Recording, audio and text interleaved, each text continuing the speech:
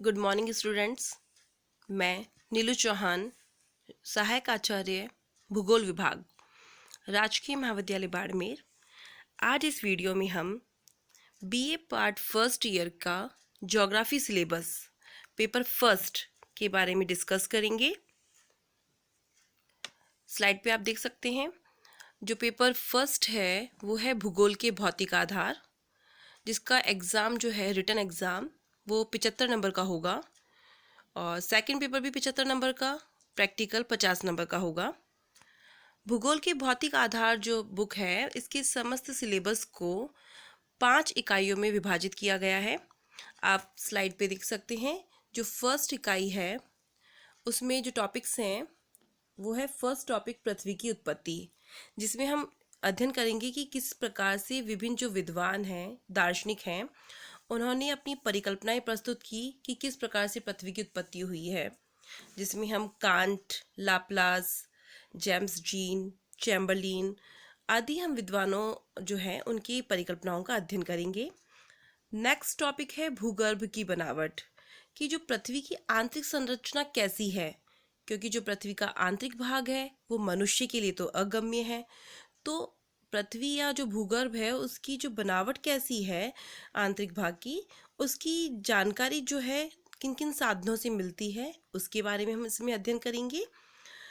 और साथ ही साथ हम इसमें स्वेस, वांडरग्राट और भूकंप विज्ञान के आधार पर जो पृथ्वी की आंतरिक संरचना है उसका हम सचित्र अध्ययन करेंगे। नेक्स्ट टॉपिक है भू संतुलन का सिद्धांत। इसके अंतर्गत हम जो आइसोस्टेसी कहते हैं भू संतुलन को, कि किस प्रकार पृथ्वी के ऊपर स्थित जो क्षेत्र हैं, जैसे कि पर्वत हैं, पठार, मैदान, और जो गहराई में स्थित क्षेत्र हैं, झील और जो कहते हैं समुद्र हैं, वो किस प्रकार से परिभ्रमण करती हुई पृथ्वी पर स्थिर हैं, उसका हम अध्ययन करेंगे। भू संतुलन के भी बहुत सारे सिद्धांत दिए गए हैं, जैसे कि एयरी है, प्राट है, हैफोर्ड, बोवी, जॉली, होम्स। इनके सिद्धांतों का हम इसमें अध्ययन विस्तार से करेंगे। पृथ्वी की हलचली नेक्स्ट टॉपिक। आप सभी जानते हैं पृथ्वी स्थिर नहीं है, तो जो पृथ्वी है उसमें आंतरिक और जो बाह्य दो प्रकार के बल हैं, जिसे हम अंतर्जात बल और बाह्य बल कहते हैं। जो पृथ्वी के आंतरिक यानी अंतर्जात जो बल हैं उसके अंतर्गत ज्वालामुखी क्रिया, भूकंप और पटल विरूपणी बल आते हैं। और जो पृथ्वी की जो बाह्य हलचलें हैं उसके अंतर्गत अनाच्छादन, अपक्षय, अपर्दन आदि शक्तियाँ आती हैं। नेक्स्ट टॉपिक है वलन एवं भ्रंश, उनके मात्र प्रकार। तो वलन क्या है? साधारण भाषा में वलन मतलब मोड़, कि जो संपीड़न बल होता है, दबाव बल, उसके कारण जो चट्टानें हैं उसमें उत्पन्न जो मोड़ होते हैं उसे हम वलन कहते हैं। इसी प्रकार जो भ्रंश है वो वो जो वलन का जो बल होता है संपीड़न, उसका विपरीत जो बल है तनाव मूलक बल। इसके कारण जो चट्टानें हैं वो स्थानांतरित होती है, उससे उत्पन्न दरार जो है वो भ्रंश कहलाती है। इसमें हम इनके प्रकारों का सचित्र अध्ययन करेंगे।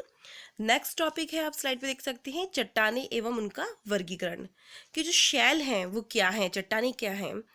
तो आप सभी जानते हैं कि जो खनिज हैं उनका संयोजित रूप चट्टान कहलाता है, और उनका वर्गीकरण वो कितने प्रकार की होती है, जैसे कि आग्नेय, अवसादी, कायांत्रित। इनकी विशेषताएं और इनके उत्पत्ति, इनके बारे में हम विस्तार से अध्ययन करेंगे। नेक्स्ट स्लाइड आप देखें, इसमें इकाई सेकंड है भूकंप एवं ज्वालामुखी। भूकंप और ज्वालामुखी ये दोनों जो है पृथ्वी के आंतरिक जो शक्तियां हैं, अंतर्जात जो बल हैं, उससे उत्पन्न आकस्मिक बल हैं। जैसे भूकंप क्या है? भूकंप जो है पृथ्वी के अंतर्जात बलों से उत्पन्न एक कंपन है जो कि धरातल पर उत्पन्न होता है। और जो ज्वालामुखी है वो एक ऐसी क्रिया है जिसमें जो भूपटल होता है उस पर जो दरार है उसके माध्यम से पृथ्वी के जो आंतरिक भाग से तप्त मैग्मा, गैस जो है, राख है, वो धरातल पर आती हैं। नेक्स्ट टॉपिक आप देखें, प्रमुख स्थल रूप, पर्वत, मैदान, पठार और झीलें। तो ये इनकी उत्पत्ति किस प्रकार से हुई है, इनकी क्या विशेषताएं हैं और इनका जो वर्गीकरण है उसका हम विस्तार से इस यूनिट में अध्ययन करेंगे। नेक्स्ट इकाई है अपक्षय एवं अनाच्छादन। तो अपक्षय और अनाच्छादन क्या है? सबसे पहले अनाच्छादन। अनाच्छादन क्या होता है? शैलों का जो आवरण होता है, ऊपर का जो आवरण है, उसका हटना अनाच्छादन कहलाता है। इसी में फिर अपक्षय और अपर्दन दो क्रियाएं शामिल होती हैं। अपक्षय जो होता है वो एक स्थैतिक प्रक्रिया है, और बाद में अपर्दन लिखा है, देखो आप, अपर्दन सामान्य अपर्दन चक्र। और जो अपर्दन होता है वो अपक्षय के विपरीत एक गतिशील प्रक्रिया है। अपक्षय में क्या होता है? जो चट्टानें होती हैं वो अपने ही स्थान पर वियोजित होती हैं, विघटित होती हैं। और जो अपर्दन चक्र के तहत जो नदियां हैं, भूमिगत जल है, लहरें हैं, हवाएं हैं, हिम नदियां हैं, उनके माध्यम से चट्टानें जो है टूटती हैं, आगे परिवहित होती हैं, और फिर बाद में वो निक्षेपित होती हैं। तो उसके परिणाम स्वरूप विभिन्न प्रकार की स्थलाकृतियों की उत्पत्ति होती है, जैसे कि अपर्दित स्थलाकृतियां और निक्षेपित। उनका हम इस यूनिट में विस्तार से सचित्र अध्ययन करेंगे। नेक्स्ट स्लाइड देखिए आप। इकाई 4 दे रखी है, वायुमंडल का संगठन व संरचना।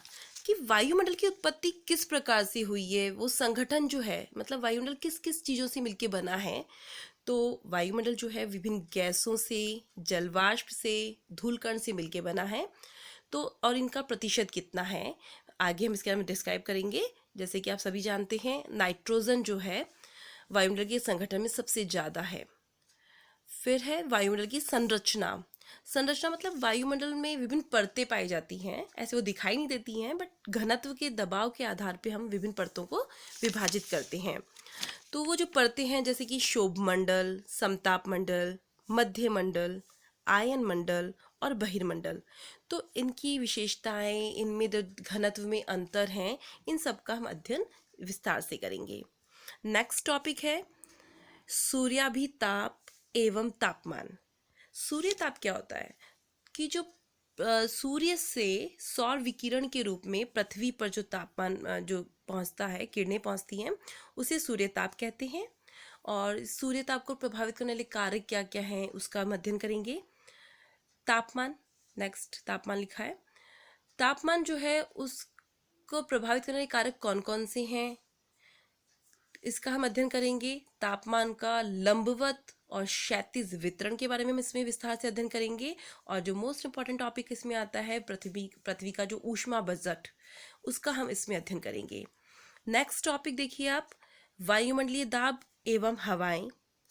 तो वायुमंडलीय दाब क्या है, इसको किस में मापा जाता है, जैसे कि मिलीबार में, क्या विशेषता है, और वायुमंडलीय जो दाब और हवाओं का क्या संबंध है, क्योंकि जो हवाएं हैं वो दाब के कारण प्रभावित होती है। एक मोस्ट इंपॉर्टेंट लाइन है कि जो हवाएं होती हैं वो उच्च वायुदाब से निम्न वायुदाब की ओर प्रभावित होती हैं। तो हम इसके बारे में विस्तार से अध्ययन करेंगे। वायुमंडलीय दाब की जो पृथ्वी पे पेटियां हैं कितनी हैं, उसका हम सचित्र अध्ययन करेंगे। हवाएं जो हैं वो उनका वर्गीकरण, इसके बारे में अध्ययन करेंगे। नेक्स्ट टॉपिक है आर्द्रता और वृष्टि। वृष्टि के प्रकार, ये क्या होते हैं, सचित्र इसका अध्ययन करेंगे। चक्रवात जो है एक निम्न वायुदाब का केंद्र होता है, और इसकी क्या विशेषताएं हैं, उत्पत्ति कैसी होती है, क्या प्रकार कितने हैं, उसका हम विस्तार से इस इकाई में हम अध्ययन करेंगे। नेक्स्ट जो इकाई है वो आप देख सकते हैं, 5वीं लास्ट इकाई है जलमंडल से संबंधित। कि समुद्री जल का तापमान, जैसे धरातल का तापमान होता है वैसे ही समुद्री जल का भी तापमान होता है। और समुद्री जल में जो सबसे ऊपर का भाग होता है उसका तापमान सबसे अधिकतम होता है। जैसे हम गहराई पर जाते हैं तापमान में गिरावट आती है। तो ये जो समुद्री जल का तापमान है उसको प्रभावित करने वाले कारक कौन कौन से हैं, उनका हम अध्ययन करेंगे। समुद्री जल का भी हम क्षैतिज और लंबवत वितरण जो तापमान का है उसका भी हम विस्तार से इस टॉपिक में अध्ययन करेंगे। नेक्स्ट टॉपिक है सामुद्रिक लवणता। आप सभी जानते हैं समुद्र का जो समुद्री जल होता है वो एक खारा होता है। मृत सागर का नाम सभी सुना होगा कि उसमें कोई डूब नहीं सकता है, वो बहुत खारा पानी होता है, लवणता बहुत ज़्यादा होती है। तो ये जो लवणता है उसमें किसका सबसे ज़्यादा प्रतिशत ज़्यादा होता है इन सब का हम अध्ययन करेंगे। समुद्री लवणता को प्रभावित करने वाले कारक कौन कौन से हैं उसका हम विस्तार से अध्ययन करेंगे। नेक्स्ट टॉपिक आप देखिए समुद्री निक्षेप, कि समुद्र में जो है बारीक से लेके मोटे मोटे आदि निक्षेप पाए जाते हैं पदार्थों के, तो वो कौन कौन से हैं, उनकी क्या विशेषताएं हैं, उनका रंग, हम उसके बारे में विस्तार से इस टॉपिक में अध्ययन करेंगे।